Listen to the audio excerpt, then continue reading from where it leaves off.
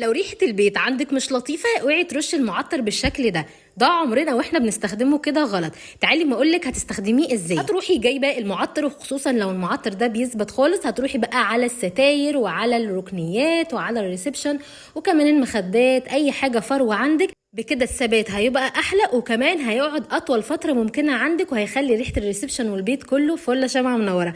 جربي الطريقه دي هتعجبك جدا. لو عندك بقى علبه الدبابيس دي يبقى انت عندك كنز في بيتك. الدبابيس دي مش للطرح بس يا بنات، تعالي ما اقولك هنعمل بيها ايه. هتروحي مثلا جايبه دبوس بالشكل ده وتعالي بقى على البوتاجاز بتاعك. لو انت مثلا عندك بقى عين يعني كده مش سالكه خالص ما بتطلعش غاز، بالراحه كده هتسلك معاكي بكل سهوله.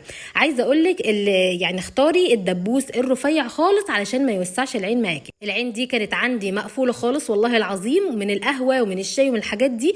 وبعد كده بقى لما اجي افتحها او عملتها بالدبوس ما شاء الله اللهم بارك فتحت بكل سهوله. بصوا ما شاء الله. وحاولوا وانتوا بتعملوا الولاعه بالشكل ده، او مش شرط يا جماعه علشان الولاعه دي ما كانش فيها غاز قوي، فانتوا خلوا بالكم وانتوا بتولعوا كده. تعالي بقى لو انت عندك لمامه السجاد دي اوقات كتير بنستخدمها غلط، تعالي ما اقولك على الفكره الصح والسهله جدا ان انت تستخدميها ازاي. هتروحي جايبه لمامه السجاد بالشكل ده طبعا بتشيل الشعر كل حاجه الرمل. طيب هقولك على فكره حلوه قوي. هتروحي جايبه شويه ميه ورشيهم على الحته اللي فوق بالشكل ده، شويه ميه خفيفه خالص. وبعد كده هتيجي على السجاد، حتى لو خليتي ولادك مثلا بدل ما توطي هم يعملوها بكل سهوله هتشيل كل حاجه. طيب ايه فايده الميه؟ هتثبت التراب اللي اللمامه بتشيله ومش هينزل تاني خالص وهيثبت بالشكل ده. جربي الطريقه دي ناجحه جدا. لو عندك بقى سله الزباله بالشكل ده وكل ما تيجي تحطي كيس بيقع منك، يعني كل ما كده ما تحطي كيس وتحطي مثلا الزباله سواء مثلا بتحطيه في الريسبشن او في المطبخ، الكيس ده بيقع منك بالشكل ده. تعالي ما اقولك على فكره حلوه قوي، هتثبتي الكيس بكل سهوله من غير اي حاجه ومن غير اي تكلفه.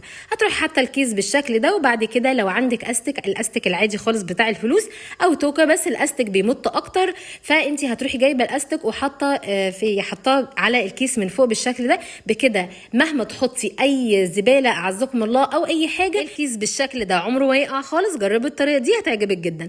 لو انت بقى عندك ازايز الزيت اوعي ترميها في الباسكت كده خالص. تعالي ما اقولك على فكره خطيره. طبعا يا جماعه هتروحي مولعه البوتاجاز ومسيحه علبه الزيت. طب انت بتسيحي لها ليه يا هاله؟ هتعملي اختراع؟ لا طبعا مش هعمل اي اختراع، هنسيحها يا جماعه، لان المصانع يعني ساعات كده بتاخد الازايز دي وتعبيها تاني، فطبعا ده بيضرنا جدا وبيجيب امراض صعبه. فانت بدل مثلا ما ترمي ازازه الزيت وتشيلي ذنب، فاحنا نسيحها كده وخلاص قبل ما نرميها في الزباله. بكده مش هنساعد المصانع ان هي تستخدمها او تعيد استخدامها مره تانية. فين اللايك يا حلوين؟ لو انت بقى عندك الليمون بيبوظ منك وبينشف كده في التلاجة وجايبه كميه وعايزه تحافظي عليها، هتجيبي اي برطمان عندك وتحطي كل كميه الليمون ده كان هينشف عندي او بدا ينشف بصراحه، فرحت جايبه كده كوبايه ميه او يعني برطمان ازاز عندي وحطيت فيه الميه وحطيت فيه الليمون.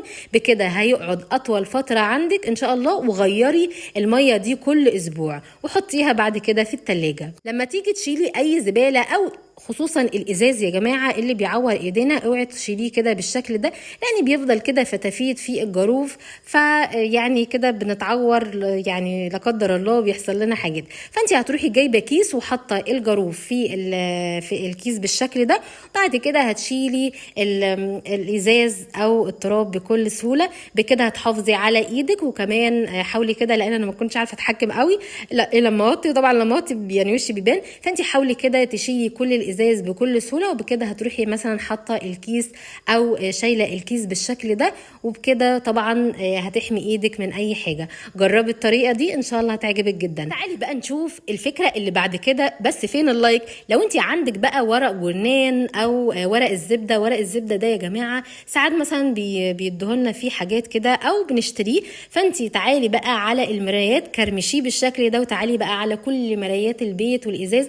عايزه اقول لك سحر بجد، بيشيل اي تراب اي بصمات سواء على المرايات على الازاز. فانت هتروحي جايه مثلا على الازاز عندك او المرايات وهتنضفيه بكل سهوله. تعالي بقى لو سلك الشحن بالشكل ده بيتقطع من فوق او من تحت، علم اقولك على فكره خطيره هتمنع جدا ان انت يعني سلك الشحن ان هو يتقطع خالص. طيب هتعملي ايه؟ هتروحي جايبه الافيز ده، بيتباع عند بتوع مثلا ادوات الكهربائيه اعتقد، وهتجيبي منه واحده او اتنين، وبعد كده هتحطيه في المكان بتاع القطع اللي هو جنب الشحن بالظبط يا جماعه، وبعد كده تربطيه بكل سهوله. بكده هيساعد ان الشاحن مش هيتقطع منه خالص، واهم حاجه اوعي تتنيه خالص مهما حصل علشان ما ياثرش على التليفون ولا يتقطع خالص. جربي الطريقه دي ان شاء الله هتعجبك جدا. بصي بيتربط بكل سهوله، وانت بقى هتقصي بقى ايه الحته يعني الفاضله من الافيز ده.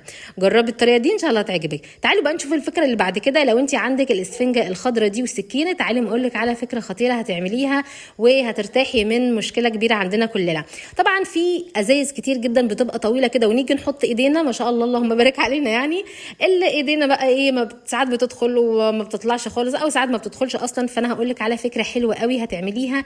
ولو مش عندك بقى بتاعه الغسيل او في فرشه كده مخصصه، لو مش عندك هتروحي جايبه السكينه ومقطعاها بالشكل ده، يعني كده هتقطعيها حتت كده، وبعد كده هتتنيها بالشكل ده، وهتجيبي اي توكه اي استك، وهتجيبي الخله او العصايه بتاعه الشوي دي وهتحطيها في النص بالشكل ده.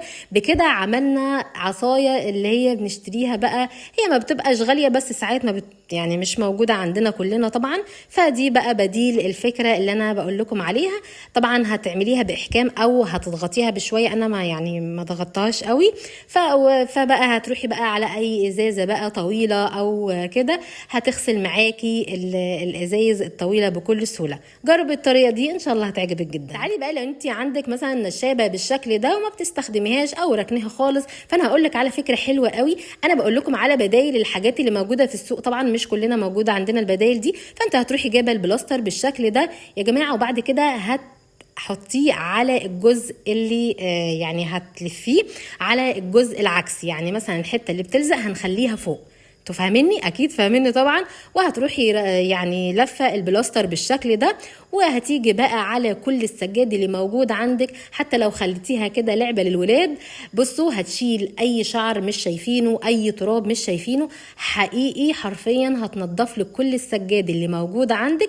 وكمان تعتبر كده لعبه للاطفال او مثلا حد كبير طبعا عشان ما ياكلهاش او لا قدر الله يحسبها لعبه. بصوا بتشيل كل حاجه حرفيا مش شايفينها، كانك انت يعني انا منضفه طبعا بس الحاجات دي مش يعني ما بشوفهاش.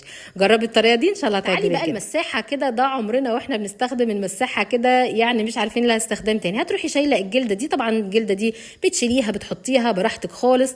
وعارفين المساحه يا جماعه حروفها حاده جدا جدا، فانتي لما تيجي تغسلي سجاده ومش عارفه تشيلي السجاده ومش عارفه تشيلي الميه من السجاده، فحرفيا المساحه لما تشيلي الجلده بتشيل الميه الزياده بكل سهوله، وبتخلي السجاده بتاعتك ناشفه تماما او مش تماما يعني بنسبه 80%، بس بحيث ان انت يعني تشيلي الميه الزياده وتقدري تشيليها. فالمساحه من غير الجلده حرفيا بتشيلك كميه كبيره جدا من الميه.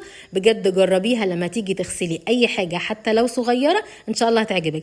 اتمنى الافكار اللي النهارده هتعجبكم ان شاء الله. ما تنسوش اللايك والشير والمتابعه، والسلام عليكم.